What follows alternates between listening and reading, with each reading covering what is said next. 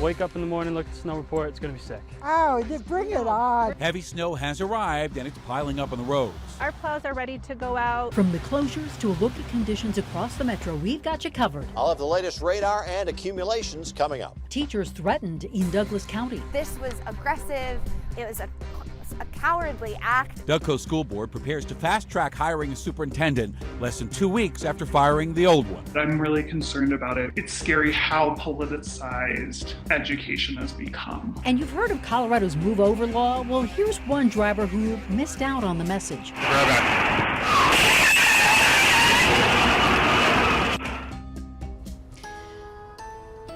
Well, the winter storm has begun and snow's already starting to pile up on our roads. It's a live look at I-25 up near Johnstown, where we've seen a few crashes along the interstate that thankfully have since been cleared. All right, let's switch over, take a live look at downtown Denver. Snow is falling and will keep falling overnight, which means the morning commute's not going to be great either. Good evening. Glad you're with us tonight. I'm Shannon Ogden. I hope you're staying warm. I'm Ann Trujillo. Thanks for joining us. Let's get straight to our team coverage for what the snow looks like right now across Colorado. Also, meteorologist Mike Nelson's tracking when the snow will move out. All right, first, Denver 7's Ivan Rodriguez live at Ruby Hill. I'm going to take a guess that the boarders and sledders and skiers out behind you are enjoying the snow.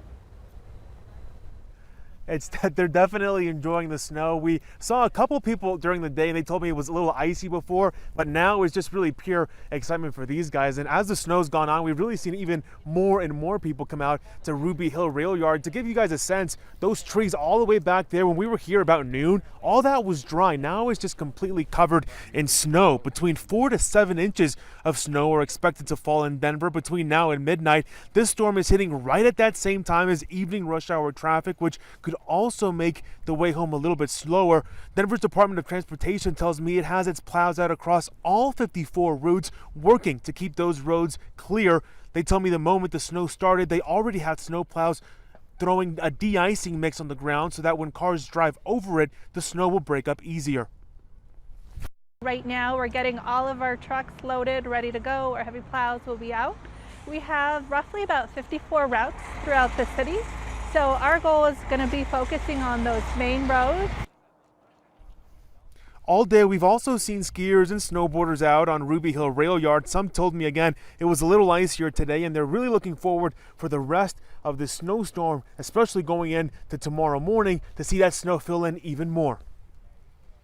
All this needs really is like an inch or two, so 4 to 7, we're going to get a little spoiled. I think it'll be a lot of powder, softer landings if you fall, won't get hurt as much, you know?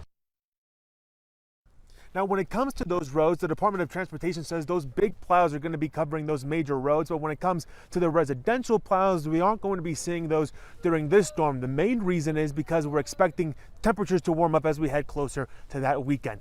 Live at Ruby Hill, Ivan Rodriguez, Denver 7.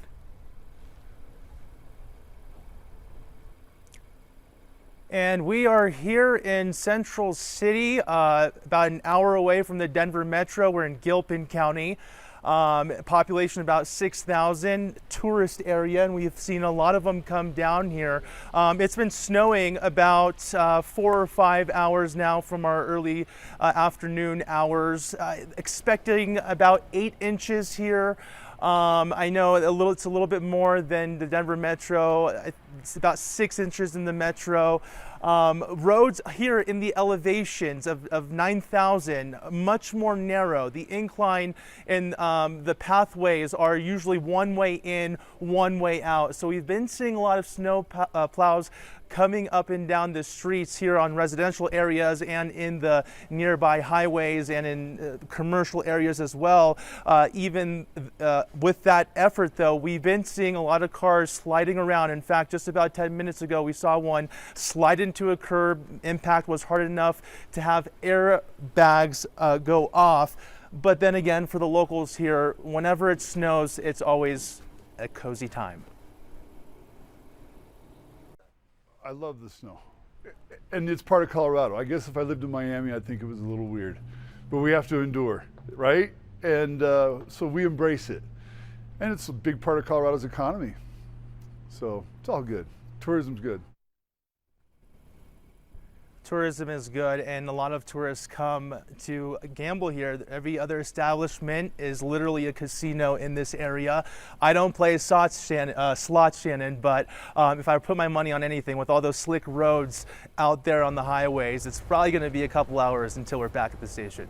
All right, Brian, thank you very much. Ivan, thank you. All right, from the snow to inside, Chief Meteorologist Mike Nelson tracking the snow. So, Mike, this will last long enough to complicate the morning commute too. Yeah, and we'll probably put our money on about 6 inches of snow for the downtown area from this particular storm if we want to carry on that theme from Brian. This is what it looks like currently in downtown Denver. This is what it looks like in Boulder on the Pearl Street Mall, so already a couple of inches of accumulation there. And on radar there is plenty of snow, the darker colors indicating the heavier band, so a little heavier band down around the Ken Carroll area heading over toward Centennial now. And remember with snow that the radar is seeing up to about 10,000 feet. Takes those flakes a while to flutter down, so sometimes, even though it looks like you've got that darker band right over you, it's going to take a half an hour or so for the heavier snow to get down to where you are. This is what it looks like currently along the Front Range. We have winter storm warnings in effect till 5 a.m. Winter weather advisory back up into the mountains until 5 a.m. covers much of the central part of the state. This will move from north to south, with the heaviest snows pushing down near New Mexico by early tomorrow morning. Temperatures dropping tonight. That's going to ice things up. I'll have more details on that and just how much snow to expect in your neighborhood in just a few minutes. All right, thank you, Mike. And driving is going to be tricky today, and state troopers are reminding everyone to move over for law enforcement. I want you to take a look at this video. This is yesterday before the snow hit, I-25 near Grizzly Rose in Denver.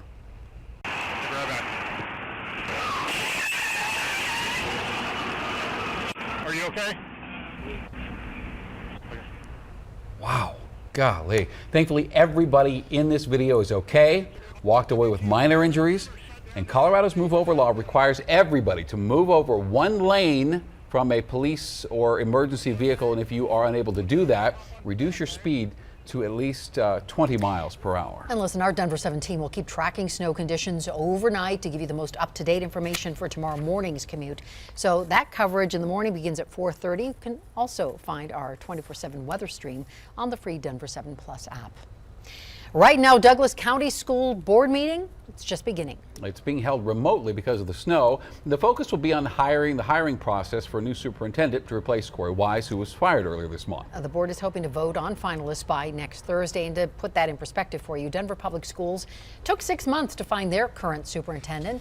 That process included a large community survey and more than 30 meetings with community groups and parents. Now, Doug Coe intends to post the new superintendent job on its website tomorrow. Then over the next week, the board will review applications. Next Thursday, they plan to vote on the finalists.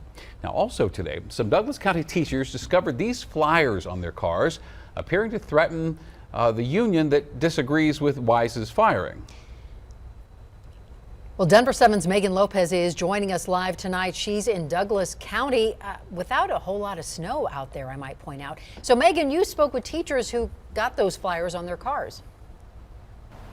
I did, Ann and Shannon, and I also spoke with teachers who are potentially going to have their names released as part of a Colorado Opens Records Act request that was sent to the district for calling out of the district earlier this month. Those teachers tell me that they're frustrated, they're worried, and they're being caught up and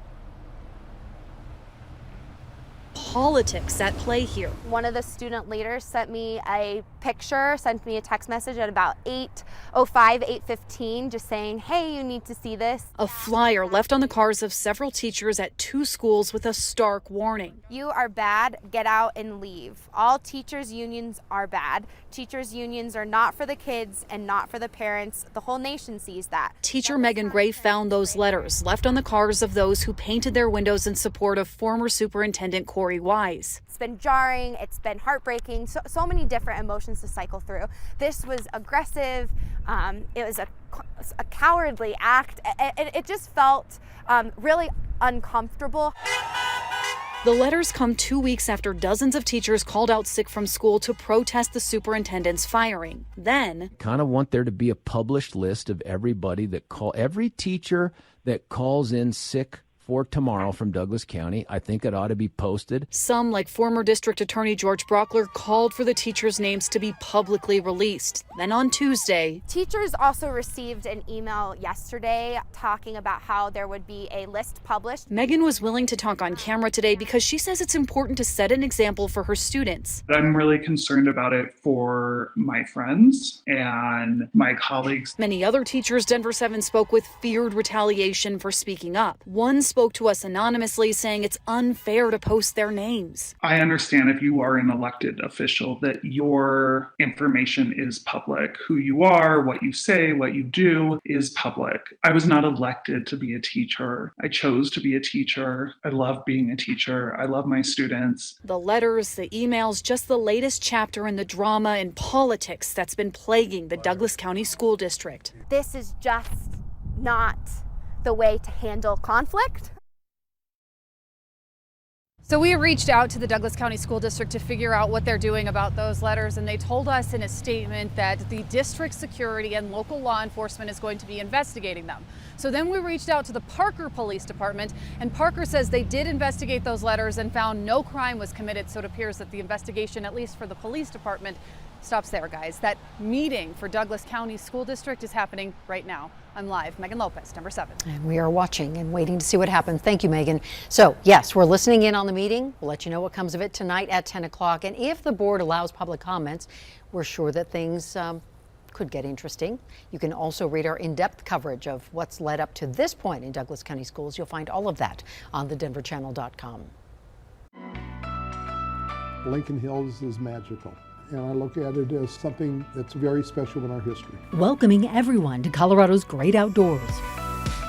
For anyone looking for a summer escape, we're taking a trip back in time to a mountain resort. It was one of the, let's say, few places that in Colorado where black people could travel and find a safe haven. And one Colorado town has been ranked as one of the most expensive housing markets in the nation.